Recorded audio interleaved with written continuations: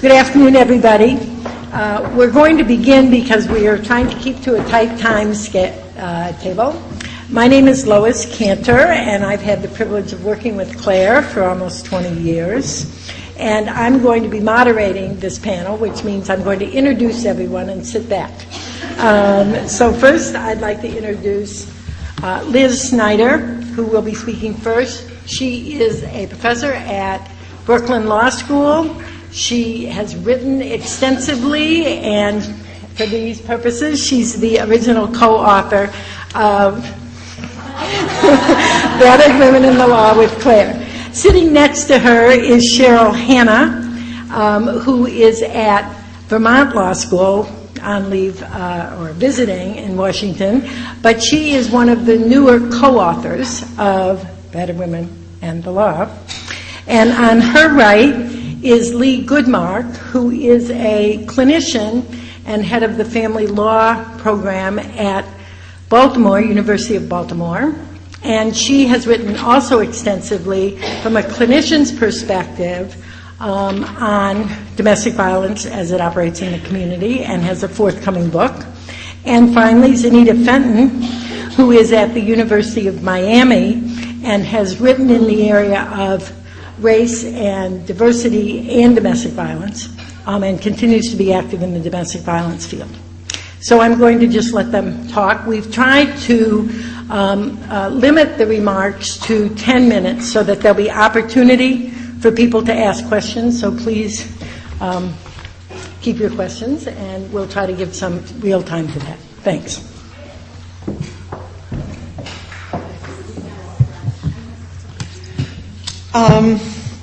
So I am also, like everyone here, I think, incredibly happy to be here to celebrate Clare's important work in so many facets of what we've seen. But it's particularly special to really talk about her work and her contributions in terms of domestic violence, both in terms of theory and both in numerous articles, but I think exemplified very powerfully in our casebook, and obviously also the practice dimensions in terms of the incredible work that the Domestic Violence Institute has done here in Boston. Now, just to give you a little bit of sort of personal spin on this, I go back with Nancy Gertner, I don't know, maybe 40 years. I don't go back with Clare quite that long, but I do go back with Clare to the 1980s, to the FemCrit discussions that we were talking about, both in Boston, in various other settings, and also then coming to Harvard pretty regularly from 1989 on, and working with Clare while she was here at Northeastern. I told Clare last night that I've spent some time over the last couple of weeks studying her work. Clearly others who are speaking here have done the same. Emily's discussion of the deconstruction of contracts, Kate, and the mention of Zipporah's mention of the Berkeley Women's Law Journal piece and whatever. And I have to say, it has been really thrilling. Clare said, she actually called it, I would say the same, a labor of love. And it really has been. It has been thrilling. And it has been fascinating. I know, I loved, Clare, your reaction. Damn, I should look at this stuff again. And man, I think you should. Because I want to tell you, it is fascinating to read it, and it is also fascinating to read all of the ways in which that early work and whatever was reflected in our book and in your life and its ongoing directions and a whole variety of things. And I'm not going to I don't want to obviously say too much about that except to suggest a few places. So let me just first start with the story of how Clare and I began to work on this. Domestic violence was something that I started to teach at Harvard Law School while I was a visitor in 1991. And I've continued to teach it basically up until the present. At the time, there was obviously a lot of interest in other people. Nancy Lemon had started to teach it at Berkeley. There was a lot of interest. Although it will make me very, very sad to do this, as Rose mentioned before, I want to just invoke Mary Jo Frug here, who, of course, was very much a part of Claire's and mine and Martha Minnow's and Zipporah's and many, many other people, Rose and many other people here in Boston. But it is the case that on the very day that Mary Jo was murdered, we spent the morning talking about her teaching domestic violence and the law at New England Law School, which Judith Greenberg, our newer co-author on the casebook, continued to do after Mary Jo's death. Clare had already, as I remember this, been teaching an intercession here at some kind of first-year program with torts, interdisciplinary with torts and a number of other courses, where the segment that you had started to do was on domestic violence. And so you were independently putting these materials together at the same time that I was putting these materials together for this course. And I remember many conversations during that semester with you. I remember many conversations with others, Susan Schechter and Mary Jo and numerous other people about what it would mean to try to structure that. Several years after that, we began to talk about doing a casebook. Clare had already at that point started to teach in the field, and I don't remember whether it was really as a component of the Domestic Violence Institute or it was a freestanding class, but we talked about the idea of doing a casebook. At that point, there was a casebook that Nancy Lemon had begun to do, but it was very practice-oriented, and we were interested in a much greater integration of theory and practice, and so we wrote a proposal. We tried to argue that it gave some, West or Foundation or Aspen or whatever, the great opportunity to help define a field, to legitimate an area of work. And thankfully, Foundation Press was incredibly enthusiastic and has remained so till the present. There were many, many aspects of this book that I think were important. And many, I want to say, really came from Clare. Our conception was joint, was the conversations, wonderful conversations, although also often, as you can well imagine, with deadlines, upcoming stressed conversations. But I really want to underscore that Clare was really responsible for getting this, really the bulk of the work done and the book done. We had many, many wonderful conversations, but she was absolutely dogged. And it was hard to keep me in line, but she did so. And it were many, many wonderful, I think, unique aspects of the book, in the sense that it really presented gender violence within a framework of gender equality, that it was deeply interdisciplinary, using law, social science, psychology, literature, narratives. There was a tremendous focus on activist work. The whole beginning part of the book is a history of women's activism in domestic violence, which included Susan Schechter and Linda Gordon and many, many other people who were not usually in casebooks, I would say, at that point. And there was a tremendous emphasis on basically the ground up, on the women's movement, on basically violence against women coming from developing out of the women's movement and exploring some of the contradictions, the notions of shelter, etc., that were very contradicted. And I want to say, I think the book also really presented what were very enormous and continue to be enormous conflicts about the role of the state. and presented lots of different perspectives on those issues.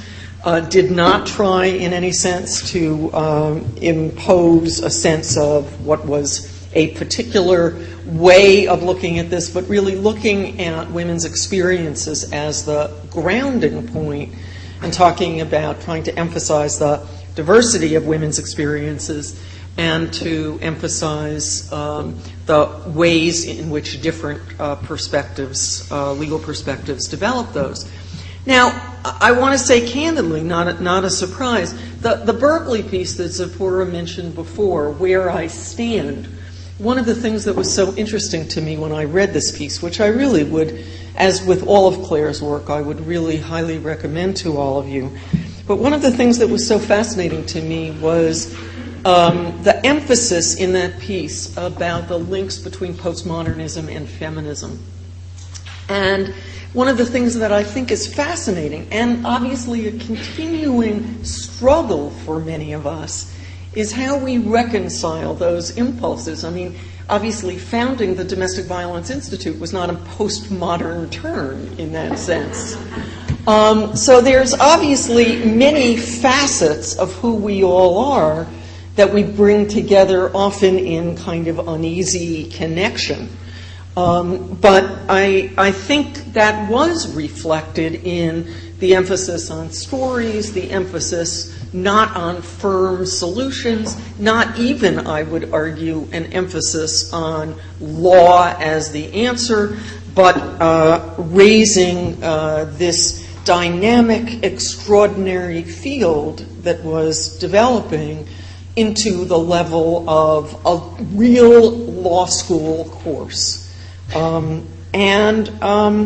I think there were also other important aspects of it. The emphasis on global work, on international human rights work, which was very unusual at that time. The first edition of this book came out in 2001, and that was we recognized that was very important, but it was a big deal then. I think that one of the things that we did not anticipate, and I would say no one, I think, at that point could have anticipated, and I bet we'll have some lively, I hope, conversation about this among us and with you, is the way in which there became, subsequent to that time, almost a domestic violence industry. The notion of DV as something in and of itself that is really unconnected in some sense to gender, that has taken on a whole dynamic of its own. And I think that those issues, I would say, continue to pervade our thinking about the book. And Cheryl, Hanna, who's joined the book after the first edition, and I'll explain that in a minute, I think we'll be talking something about that. But also the extraordinary range of areas now that we have to involve, domestic violence touches everything. I mean, I say to my law students who are taking that course, there is not another area in the law school that you will be studying that does not touch on violence against women. And I don't care whether it's IP, I don't care whether or not it's, torts, contracts, corporations, trust and estates, nothing. Health, nothing.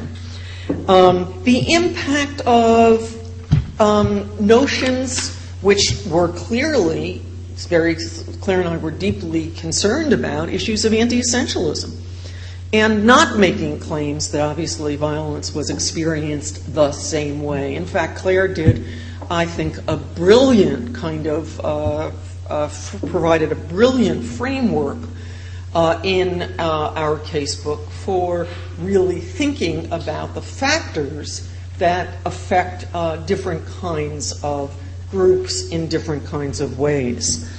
So I think that the emphasis on sort of postmodern terms, victimization and agency, the emphasis on anti-essentialism, the emphasis on both the possibilities of law but also the limits of law, are part of the ways in which Clare's extraordinary power and commitment really reflected and really are an essential and important part of this book. On a personal level, it really was a labor of love, and I am delighted for Clare in the new path she has taken.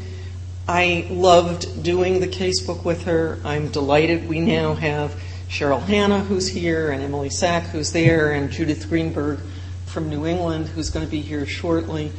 And it's a wonderful group, and we really have a wonderful time working on it.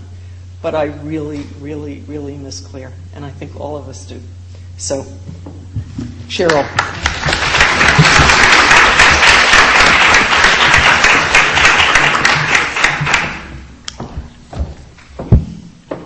Well, I'll echo the sentiments of so many ahead of me, which is it's just such an honor to be here.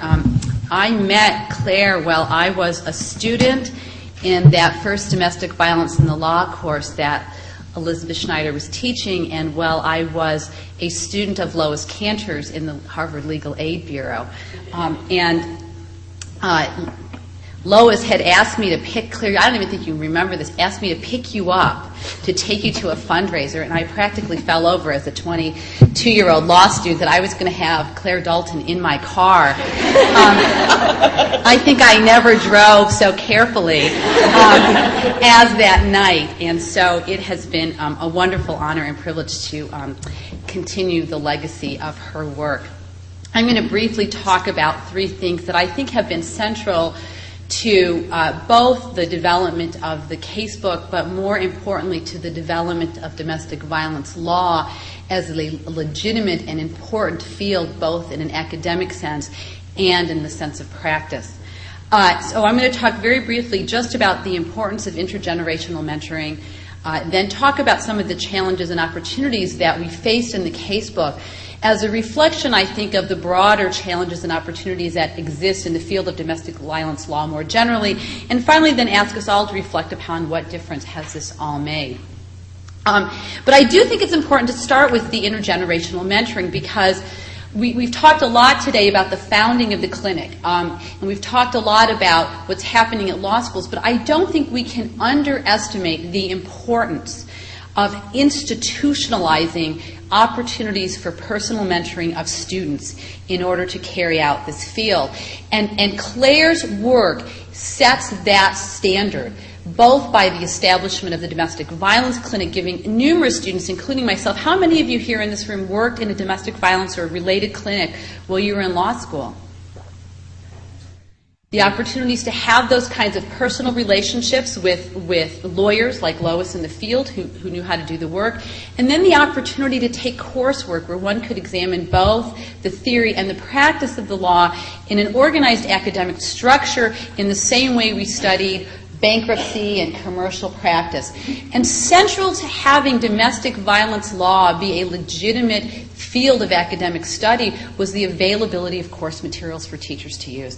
I think it is the establishment of a casebook in some ways that is the establishment of a legitimate academic field, and we have Clare and Liz in particular to thank for that. How many of you, by the way, took a domestic violence course when you were in law school? So I think as each generation continues, we'll see more of those students. And of course, I think then the challenge becomes, in terms of developing institutionalized mentoring avenues for people, is to then mainstream domestic violence into the part of the broader curriculum.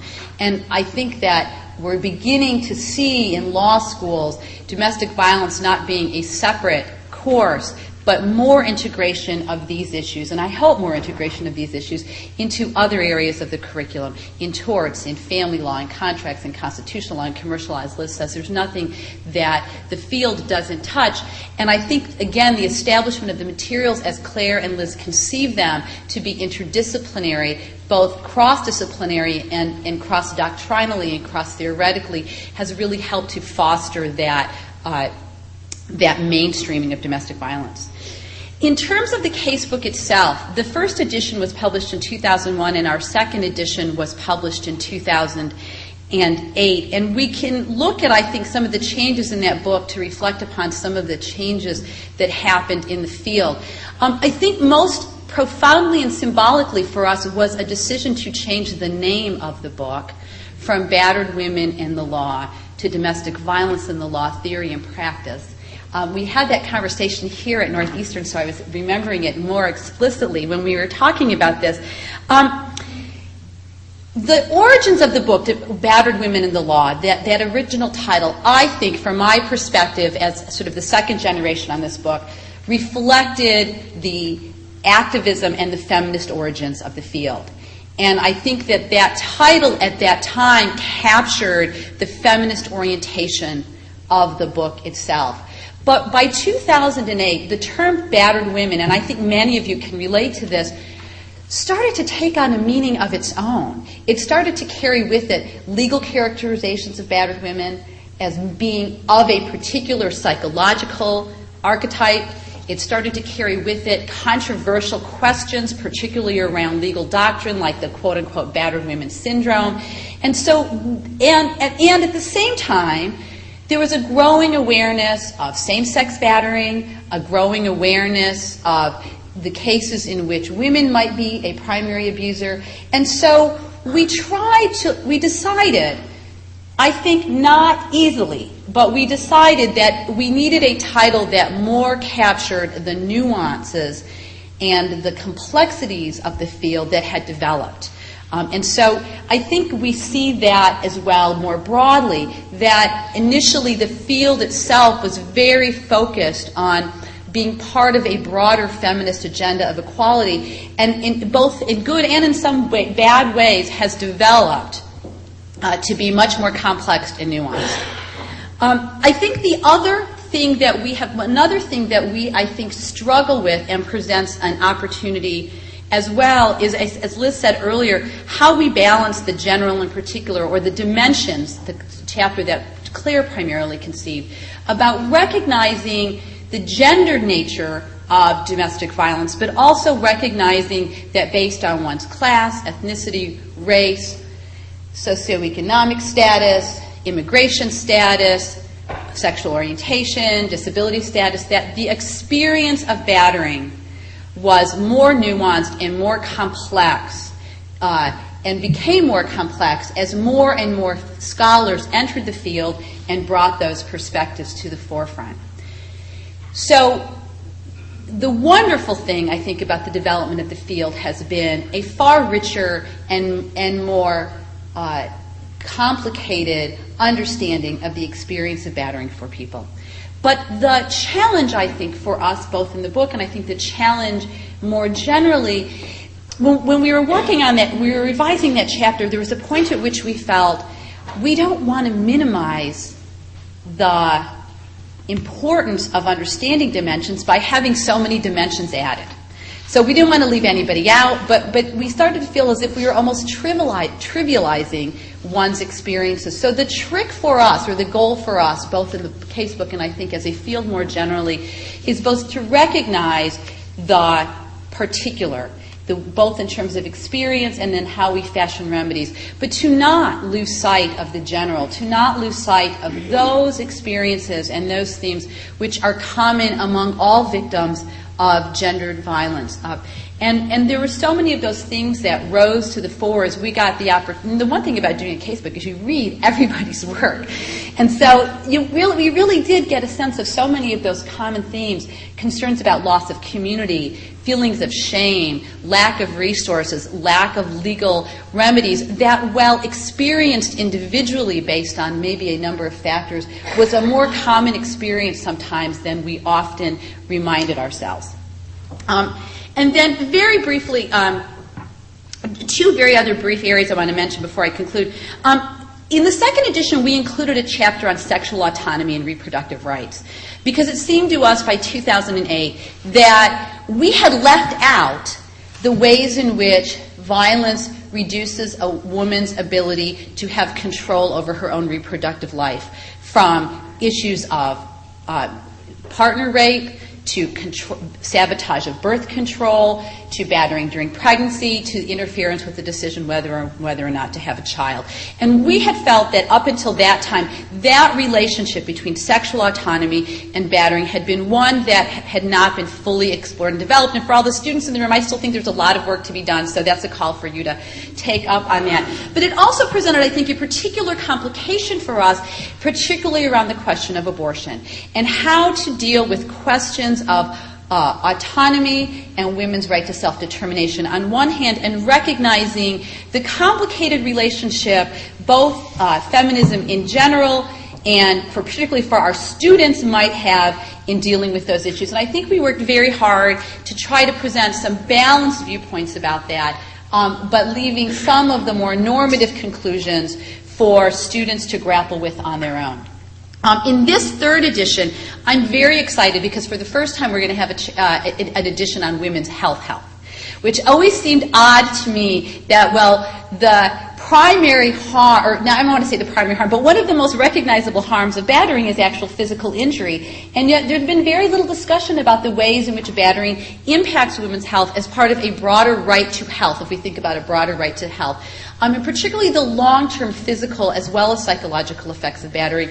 And so I'm excited with that because it allows us, I think, to contrast what I think that we write about a great deal in the book about the over-psychology, is that the word, psychologization? I know that's probably not a word.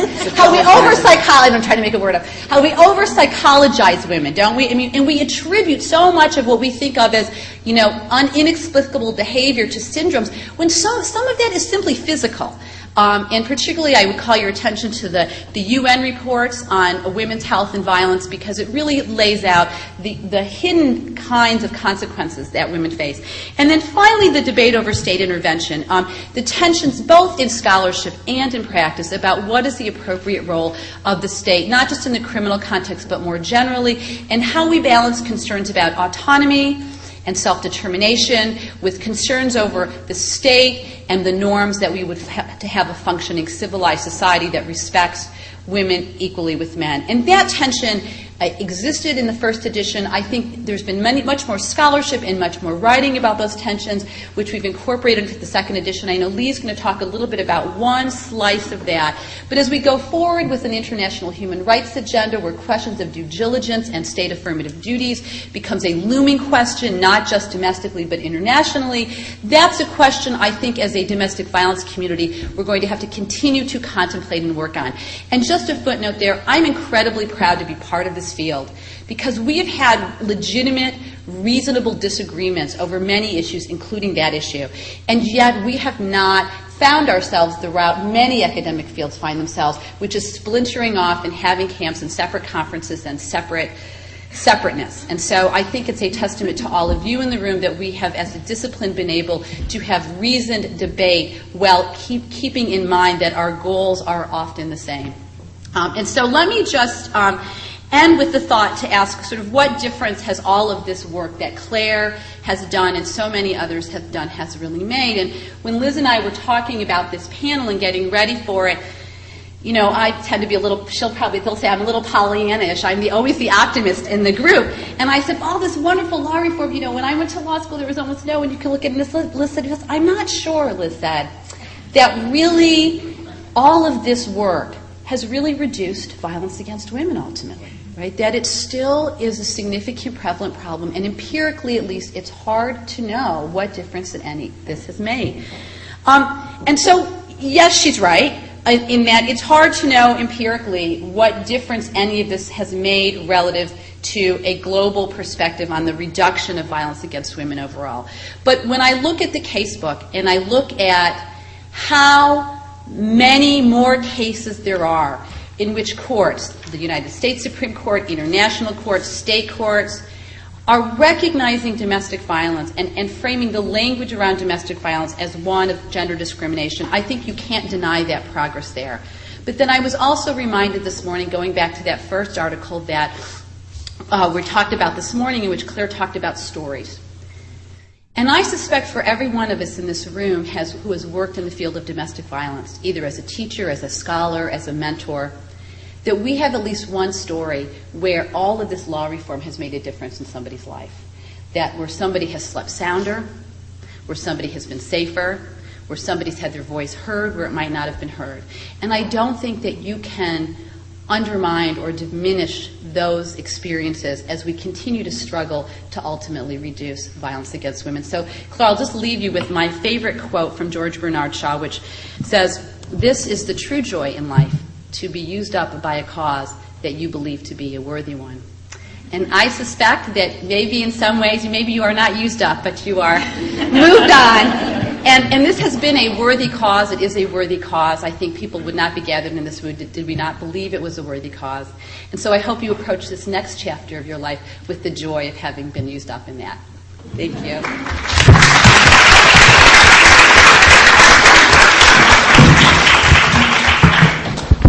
So because I fear that I am too short to be seen from behind that podium, because I am not blessed with height as I am with other things, I'm going to stay right here.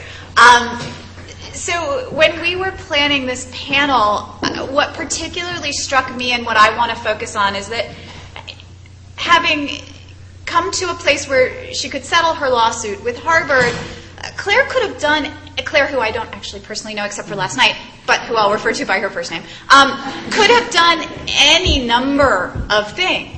Right? I mean, she could have just settled into teaching at Northeastern. She could have taken a bunch of money and gone to Fiji. She could have done anything, and has my undying respect because what she did was start a clinic, which is the thing that has been closest to my heart for any number of years. And just because it hasn't been specifically said yet, although I'm sure many of you already know it, I want to talk just for 2 seconds about the things that the Institute does in terms of educating students. The Institute gives students the opportunity to learn from and about women subjected to abuse through various clinical components, including a partnership with the Boston Medical Center, through which first-year students interview women seeking help in the emergency room, through the Domestic Violence Clinic, which focuses on district court protective order advocacy, and through litigation in the Massachusetts probate and family courts. So it's actually a quite stunning clinical program in its breadth. There are few that do as much as it does. And at the time that it was started, quite innovative as well. Clinics like those housed by the Domestic Violence Institute were fairly rare at the Institute's inception, but much more common now, thanks to some of the efforts that you've heard about today. What I'd like to focus on, though, belying my optimism of earlier today, is the ways in which what we teach in domestic violence clinics is at odds with the way that the legal system responds to women subjected to abuse, and the potential cognitive dissonance that could cause for the students that we're educating. Like many domestic violence clinical programs, the Institute embraces a set of philosophical and pedagogical principles for teaching students to work with women subjected to abuse. And these are things that I've culled from things that Clare and Lois and Polani Enos, who taught here a long time ago, have written, from things that Anne Shalek has written, from my own work as a clinician, from the pedagogical literature that's out there about domestic violence clinics, which, by the way, is not that thick. There's a lot of pedagogy around clinical education and not as much around domestic violence clinics specifically, which is interesting because we have unique pedagogical challenges, and that's some of what I want to talk about. So among those principles are things like working collaboratively with clients who've been subjected to abuse, engaging in client-empowering advocacy, maximizing options for women subjected to abuse, and looking beyond the legal system to redress woman abuse. And these are the things I think that many of us who do this work would agree are incredibly important and in some ways specific, generalizable across clinics, but really specific to working with women subjected to abuse. My concern is that the values that are espoused by the Institute and by other law school domestic violence clinics are at odds with much of mainstream domestic violence law and policy, and that the legal system that we've established to effectuate that law and policy only serves to widen the gap between the principles that we're seeking to teach students and the reality of the legal system's treatment of women subjected to abuse. Where clinics teach a model of client-centered collaborative lawyering that's intended to help clients generate and decide among a wide range of options based on women's needs, goals, and interests, the legal system offers women subjected to abuse a narrow range of options based on assumptions about who women subjected to abuse are, and very much around this this paradigmatic, stereotypical victim of domestic violence, and how they should want to address that abuse. Where clinics teach empowerment, the legal system is really focused on saving through policies that are primarily designed to separate women from their partners and mandatory interventions that assume that the state is better placed to know what's in a woman's best interest than that woman herself might be. Where clinical programs urge students to look beyond the law to meet their clients' needs, we have essentially created and funded a system that assumes that the law is the single best way to address cases of abuse. And you know, for all of the success of the Violence Against Women Act, it is worth noting that the vast majority of those millions and millions of dollars have gone into criminal justice responses. At the expense, because honestly, funding is a zero-sum game in some ways, at the expense of other kinds of programs that we might have considered and might have tried to alleviate abuse of women. This disconnect that I see between the goals of domestic violence clinics and the realities of practicing domestic violence law, I believe has real implications for the ways in which law students understand domestic violence and experience lawyering on behalf of women subjected to abuse.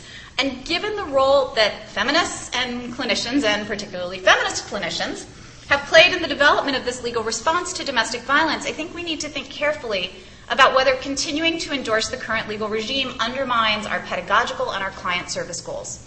So just a few notes about some of these goals that we have.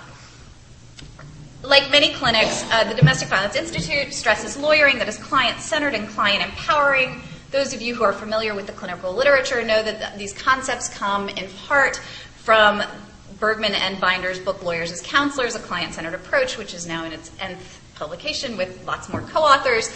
But lots of us embrace that client-centered model as the way in which we choose to interact with our clients. Clinicians working with women subjected to abuse have refined that concept of client-centered lawyering to respond specifically to the context of abusive relationships. And so in thinking about how we help clients articulate goals, assess pros and cons, make choices, we think specifically about the ways in which, given the societal norms around what women subjected to abuse should want, the ways in which their goals and their choices are actually possible, at all achievable, and what they'll mean in terms of the larger context of their lives, should they choose to do things in a way that's not societally sanctioned. Client-centered lawyers engage in option generation and counsel clients subjected to abuse with an understanding of the operation of these norms, but without allowing them to color the lawyer's contribution to the collaboration. And more than many clients, the goals of women subjected to abuse may change quickly and often in response to variations in her relationship. And Anne, I think, has said this brilliantly in her Tennessee Law Review article, where she talks about giving women subjected to abuse non-judgmental representation that creates space within which women can examine multiple possibilities and shift among them freely without being seen as unstable or indecisive, and that allows her then to figure out what's best for her to do. So we embrace this idea of client-centered lawyering, and I think a really interesting and important part of what the Institute did was to stress listening as a component of client-centered lawyering. There was something that Clare said that was quoted in a Boston Globe article in 2001 where she said it's less lawyering and more listening. And I think that's one of the things we really do struggle to impart to our students, that your doing is not so important as your listening. And one of the great things I think that the emergency room clinic does is really give students the opportunity to learn to be good listeners. The problem that I have, though, is against that client-centered, client-collaborative backdrop, you take women then into a legal system that doesn't always want to hear what they have to say, that doesn't work collaboratively with them to figure out what the best means of achieving their goal is, that offers a fairly circumscribed set of options and asks women to choose among them, even when none of those options are necessarily the best option for her. And that, I think, creates a moment of cognitive dissonance for students. Similarly, we teach empowerment, right? And there's a great, for those of you who haven't read it, Jennifer Howard, who was a law student in the Families in the Law Clinic at Catholic University, wrote a great piece in the Clinical Law Review about her experience as a student in a domestic violence clinic and her needing to overcome her need to save her clients and learning that her job wasn't to save anybody, but to empower. We struggle so much with our students who want to save their clients, who think that they are best placed to figure out what clients need and to give those things to them. I think the legal system does essentially the same thing. The legal system is set up to say to clients, you should want to separate from your abuser. We expect that you want to separate from your abuser, and the tools that we're going to give you to work with are all designed to do that. Protective orders, prosecution, divorce. The things that we can provide as lawyers are often things that are oriented around separation to the exclusion of other kinds of things, and I think that comes from a saving context, a context that says women should not be, and it comes, again, too, from learned helplessness, right? The only way that you overcome learned helplessness is to get out of the relationship. That's how you solve learned helplessness.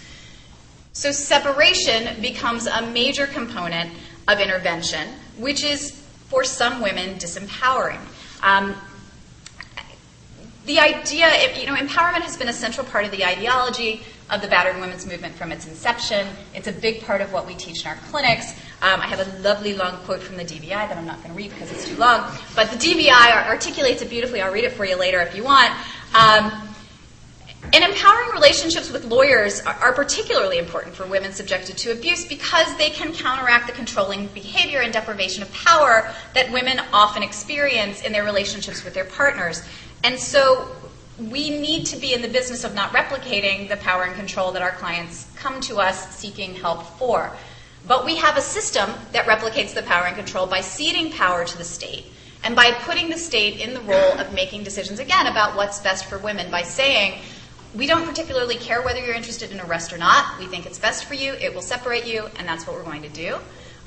We don't particularly care whether you're interested in prosecution or not, because we have a norm here as a state that says we don't condone domestic violence. This is how we're going to achieve that. Or we don't actually believe that you can make reasoned decisions about doing any of this, and as a result, we're going to substitute our judgment for yours. I find that to be disempowering. I would argue that that's disempowering, and again, it's a moment of cognitive dissonance. I think that we teach students to maximize options. We teach students to look beyond the legal system. We ask them to find other kinds of solutions when legal solutions aren't the solutions that best meet our clients' needs.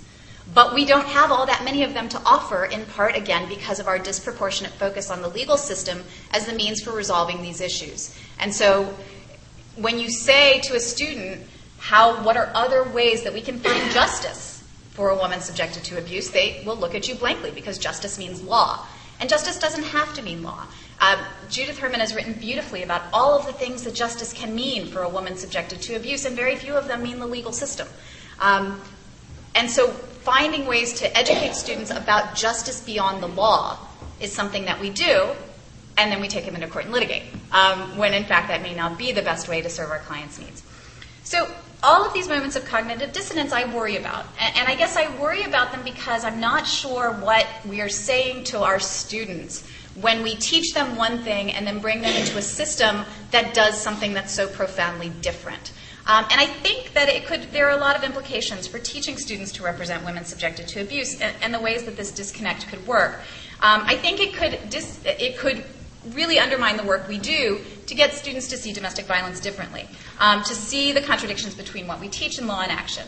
I think that it's possible that students might accept the characterizations of women in the legal system, the stereotypical victim, are right, and I'm wrong. That what they see in the court reflected in front of them is not what I'm teaching them, and therefore reject what I'm teaching them. I think they might accept that there's something to clinical teaching, to what we're teaching them, but nonetheless reject it to work with the system as it is, because that's an easier way to go. I think they could fight to have the system honor the values that we're teaching them with very little change and accompanying frustration, and give it up. I think that it's possible that we might motivate someone to devote themselves to changing the system, to bring it in line to this vision we have of practice for women subjected to abuse. And I think that's the hope that I have to hold on to, because I think the reality is all of those other things. And I've seen students go out from our clinic and go into practice and say, this isn't what you showed us, right? This isn't how it works, and I can't be effective as a lawyer in this system operating in this way. And you only have two ways to go then, right? You either keep fighting to change that system, or you think beyond that system, to think about other ways to address abuse. I think there are lots of reasons to change the current system. If I had my book, I would hold it up now and show you it, but I don't, so I'm going to do this. But I think this is certainly one, like to better educate students who are coming through our clinical programs about abuse and about how they can react to it. I think we need to really focus on changing the system as it currently operates.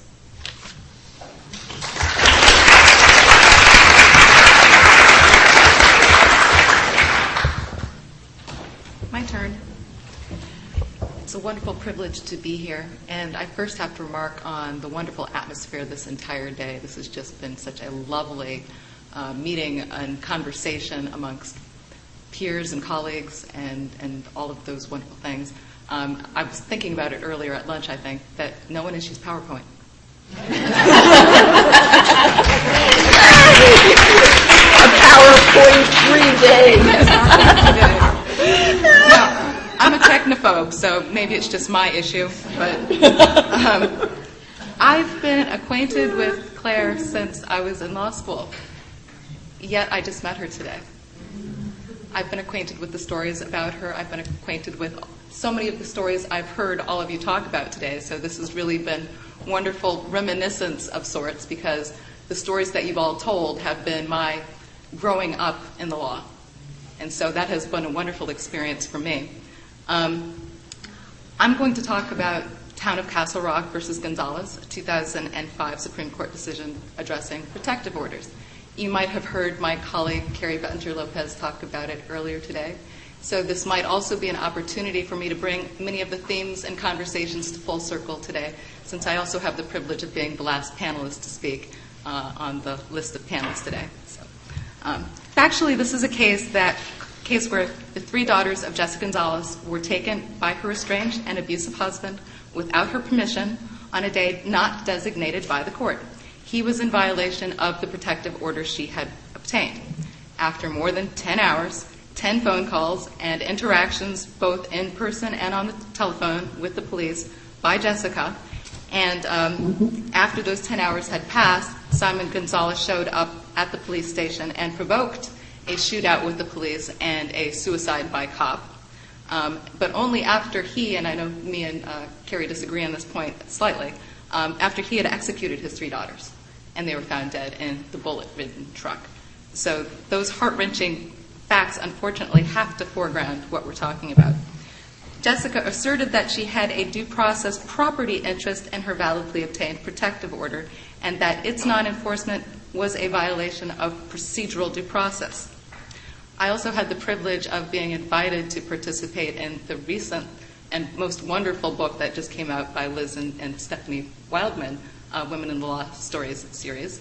Not series, just Women in Law Stories. So I wrote the chapter on Castle Rock. And I focused on that question that the court addressed, and that what Jessica asserted, that she had a property interest in that protective order. It's an odd construction in the first instance, but it also got me thinking about property. In my 10 minutes, because I realized I only had 10 minutes, so I've got so much to say, but I've tried to streamline what I want to say. So I will focus on one theme and 3 tensions. My theme will be concepts of property and what that means for women who are subject to abuse, or for anybody subject to abuse, quite honestly. And my 3 tensions will include the well-worn public and private that I think we've all addressed, the two binaries that concern space, including past and present, and domestic and international, false dichotomies in many ways. Property. It is evident throughout our history that entitlement to violence is grounded in concepts of property. The obvious is chattel slavery, which relied on this entitlement, but also family ideals, where the husband or father owned his wife and or children, from chastisement and coverture, creating legal disabilities in contract and real property, to the rape laws determining the offense to be against the man, and extending further to marital rape laws that are only recently defunct. Due process concepts of property range from the literal, encompassing the ideas that allow ownership of property, ownership of people, Freudian slip, slaves, wives, children, to the philosophical owner of self within democratic contours. Now that, of course, is my ideal, but is clearly not that of the Castle Rock Supreme Court. The state has been integral, that is complicit in allowing or perhaps encouraging the maintenance of these forms through the use of physical violence. Regarding physical violence as intimate, by intimates has been the focus of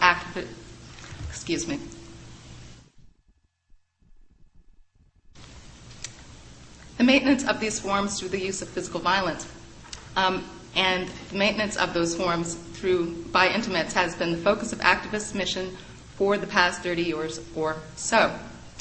These are areas where we disagree, but where we have managed to bring attention and change the treatment of domestic violence by individuals in the system, judges, prosecutors, police, and others, such that the effective use of protective orders is the direct result of all of this activism, all of the stuff that the other panelists have talked about and many other people today have talked about. The Supreme Court decision, unfortunately, chose to accord great deference not to property ownership of self or an interest in protection of oneself, but instead great deference to police discretion and taking us backwards to old forms of owning individuals as property, most explicitly wives as property. When I read the deference to police discretion, which is, I think for most people when they read it, is perhaps the most uncontroversial part of the opinion, I said, police discretion. Really? Really? I mean, police discretion has been so problematic for us over history. All of us, but most particularly for people of color and for people who are in communities of poverty. And those are most explicitly the places where you're going to find most forms of violence, including domestic forms of violence. Notwithstanding the fact that you find violence all places, it is most intense in those areas.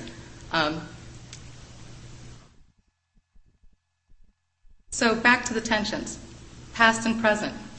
My identification of property, that is people conceptualized as property, is something that we most often view as norms of the past, that chattel slavery is over with, that we don't really think of women as property anymore, that women are independent individuals that are not owned by their husbands anymore. Really? Well, Castle Rock took us back there. Castle Rock suggested that, police discretion enabled her to change her mind and reconcile. Castle Rock suggested that she did not own herself.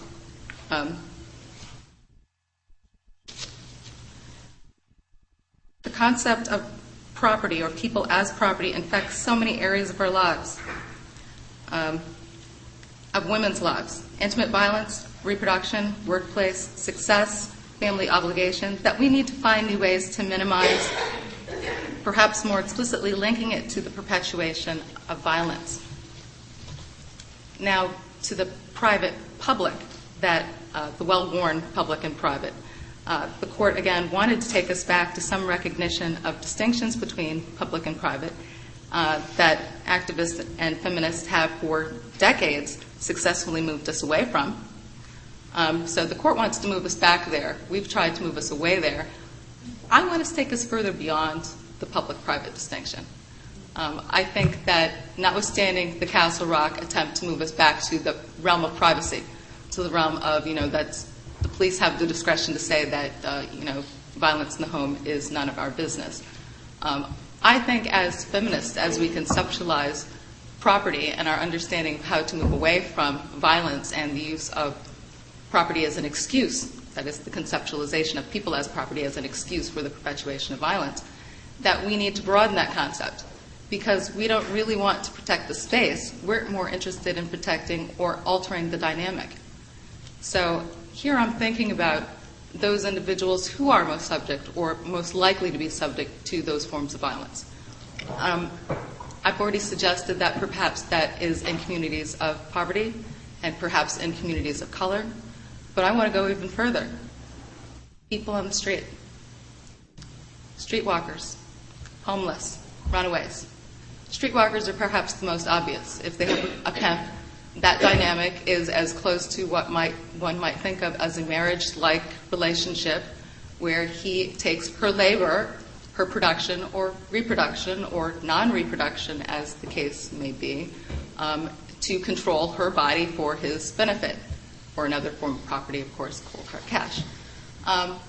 Many of the women, a large percentage, in fact, of women who are homeless on the streets have left abusive relationships and are too often there with their children. So we need to re-explore that dynamic. Too many of drug users are either self-medicating or are selling at the behest of a partner, an intimate partner who is, again, controlling their production or reproduction, their bodies, their beings. A large percentage of runaways have been abused in the home, most often by sexualized forms of violence, incest, or rape, and end up on the street, only to be subject, again, to a form of violence in that same dynamic, sometimes with a pimp or someone else, predator on the street.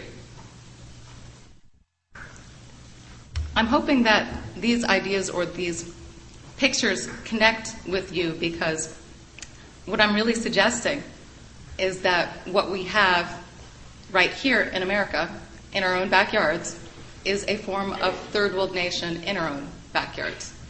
That in some of our own communities we have, oh, that was really quick. In some of our own communities we have high infant mortality rates. We have low levels of literacy. We have low ability to access quality foods. It's not precisely a third world nation, but it ought to bring to mind that, and we need to be more aware of that. And finding ways to address those issues right here in our backyard would better enable us to address those issues in third world nations or in other nations, period.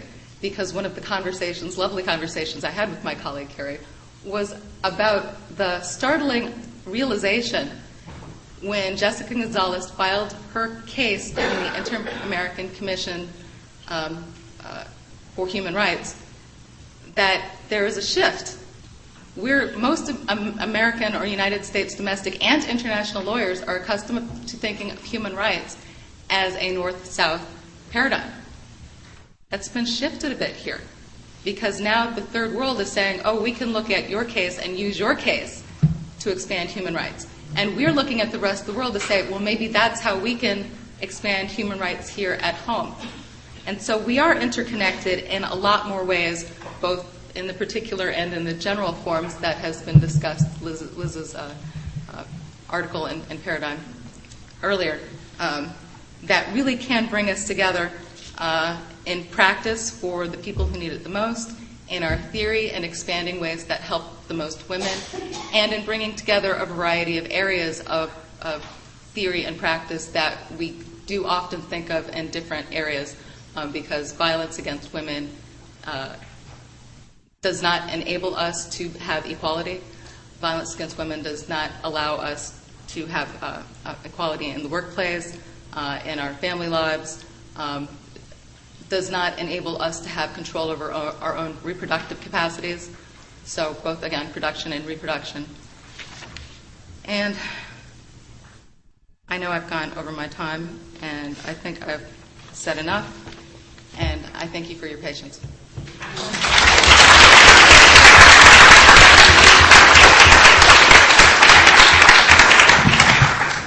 We only have 10 minutes. I'm just going to give the panel an opportunity. No. Does anyone? Or we can go. We can open it up.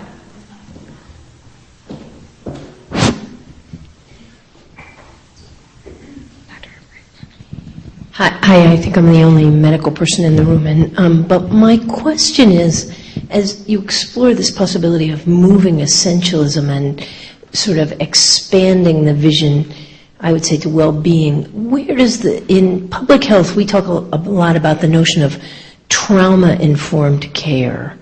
Has that penetrated your kind of conversation? Since it seems to me, in our world, the best bridge between the poles of victim and truly autonomous person.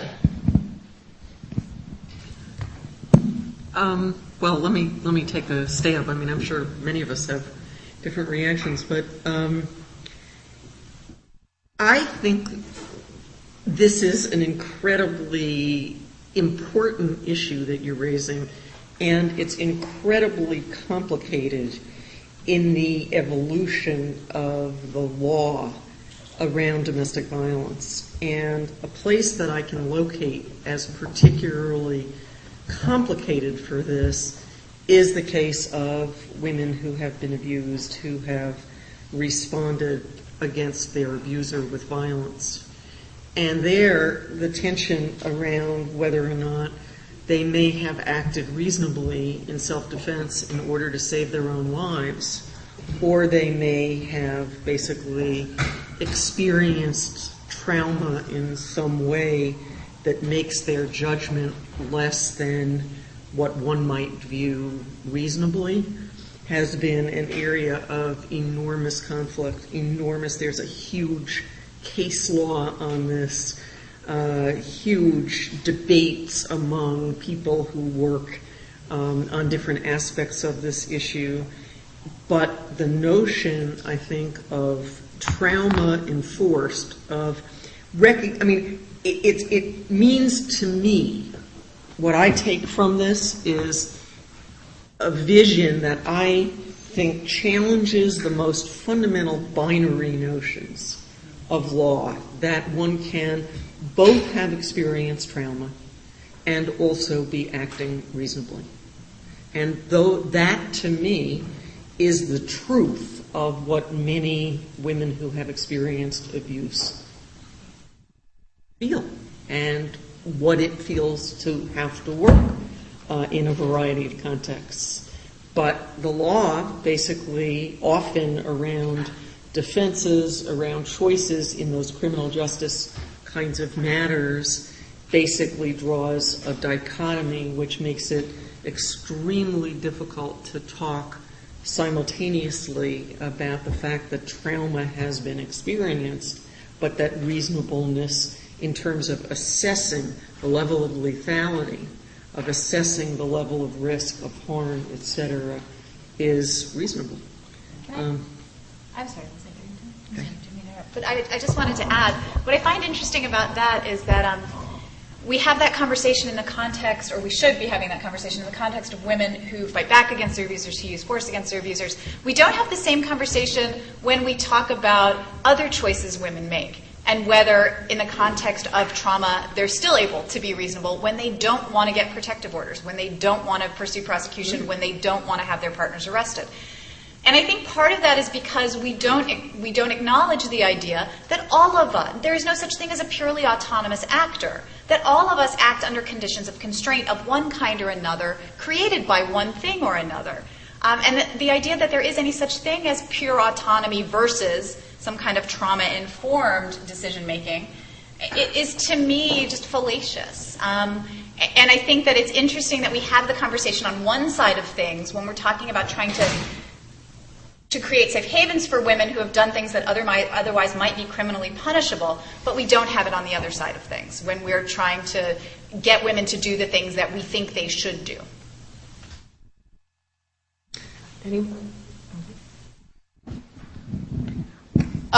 Deborah Rohde, this was just such a terrific panel, and it reminded me of what I think is both the greatest strength of teaching domestic violence issues and the greatest frustration for students and folks who at least do some work in the area, which is that the strength, everything's connected to everything else, and you cannot address domestic violence without thinking about racism and poverty and class and you know, all the failures of our social welfare and criminal justice system, which contribute to the problem. On the other hand, trying to devise solutions is equally difficult for the same reason, and the students are constantly bumping up against, as you put it, the circumscribed range of options. And one reason they're so circumscribed is because, you know, we tend to prefer what's the cheapest, not to addressing the underlying social causes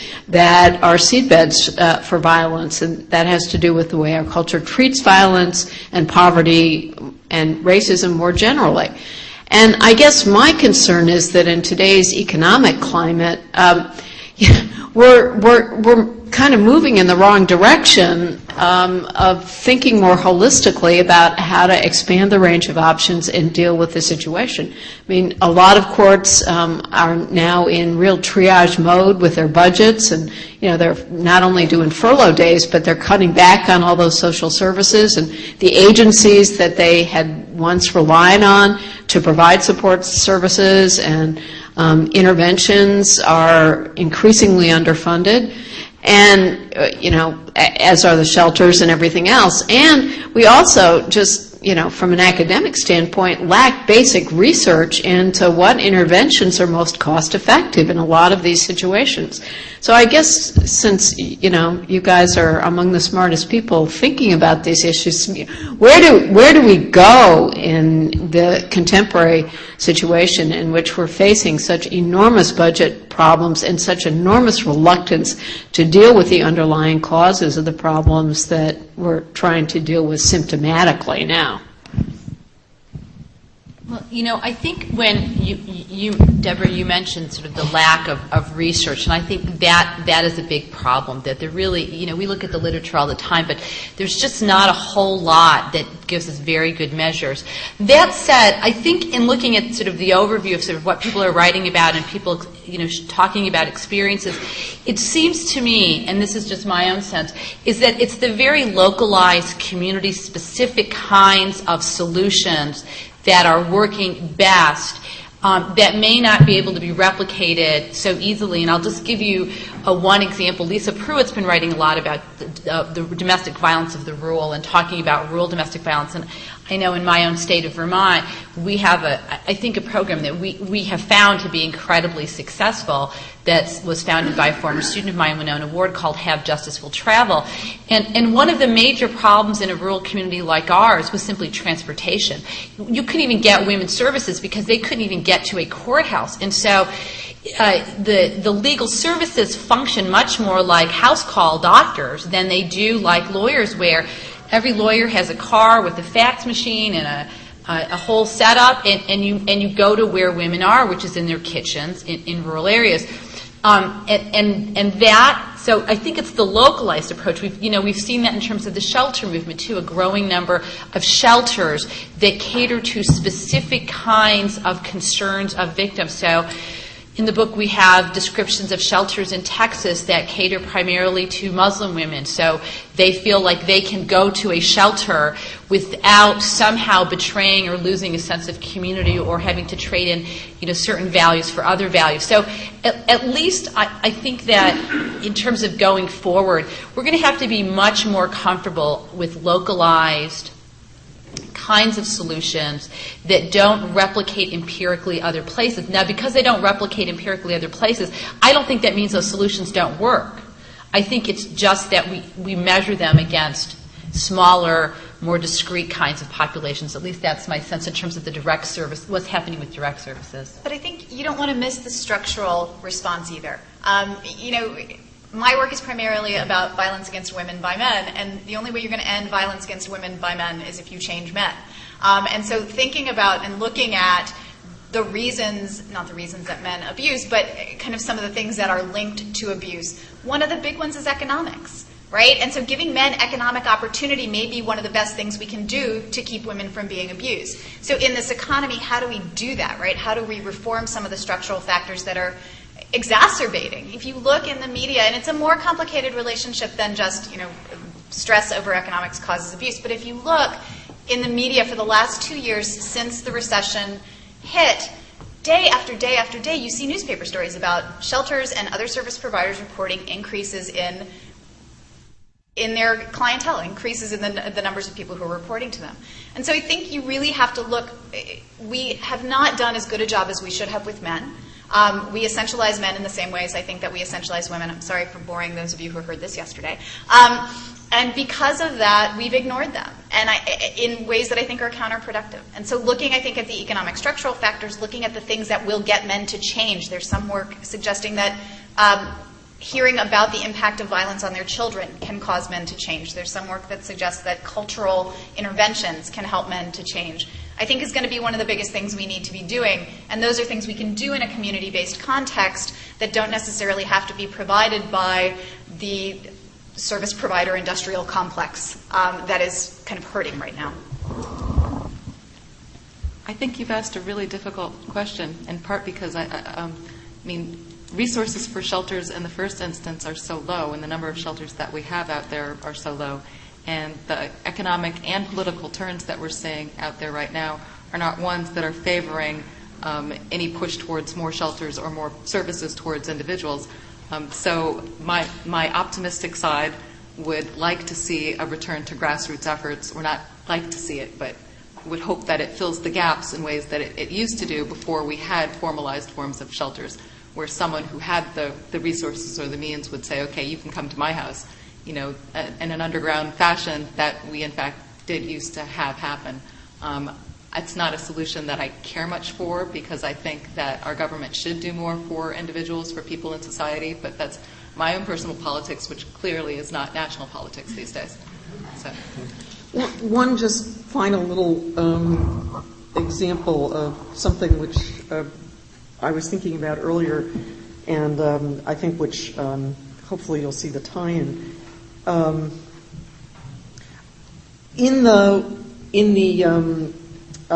I started off talking about how I had known Nancy Gertner for all of these years, and at the time that I first knew Nancy, we were part of the National Women in the Law Conference of people who were meeting every year and going to various meetings. I mean, there weren't all that many, but 100, 200, whatever. And in the putting together of the Women in the Law stories that Zanita mentioned, which I have a copy of outside in flyers, there is a story in there of a case that some of you may be familiar with, Blank versus Sullivan and Cromwell, which was the case in which Diane Blank, as a NYU student, brought lawsuit against Sullivan and Cromwell and for numerous other white shoe firms for refusing to hire women. And when I gave the draft of this chapter last year to my Women in the Law students, they were completely blown away. The idea that women across the country in different law schools, NYU, Columbia, Chicago, blah, blah, blah, blah, had all organized to sue the firms. It was just unbelievable. It was incredibly sad to me, to tell you the truth, that this was so shocking to them. But the reason that I think of this is because, yes, I think all of the things we're talking about are incredibly important in terms of stopping violence, but a great amount of it, and I do agree the economic is important, but the cultural reinforcement now of violence throughout our culture, in songs, in wife-beater T-shirts, in comments that are said all the time on TV, etc., somehow or another, I still long for moments in which groups could come together and basically say, no, we are not, we don't want this, we don't want to be talked to in this way. Those attitudes, that kind of treatment is what leads to violence. I absolutely believe that has a huge role in terms of what gives permission, basically, for violence against women. Not just the economy, not just all the, quick fixes, basically, that we're given, alcohol, drug abuse, all exacerbate. But we are in a culture which violence against women is deeply at the core of our culture.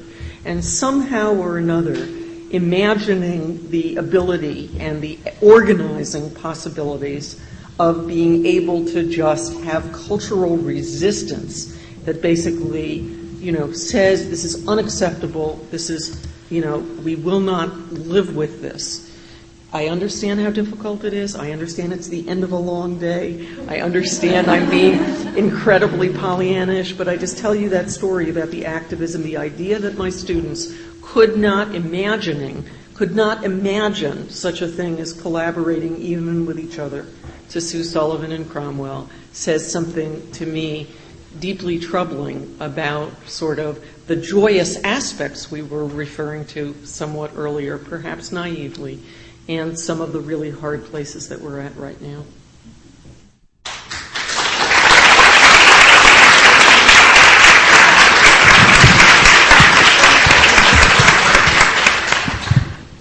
I just have to say something. I was listening to the earlier panel, and I think Liz may have been alluding to it now.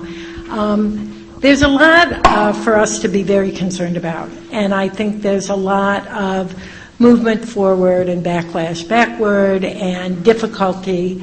But I sat here during the morning, and I looked down 2 rows, and there were 8 or 10 of DVI former students or former fellows. And they were sitting here listening intently as Rose talked about getting together on a regular basis. And one of them told me they were shivering because it sounded so wonderful and in the mentoring way that Cheryl was talking about. But it's also true that those same 8 or 10 people have been getting together once a month for the last 3 years in the Lady Lawyers Club. And they've been inviting different people to come and meet with them and talk. And there is in our world a real collective of young and committed and really thoughtful women and men. And we really should celebrate them too.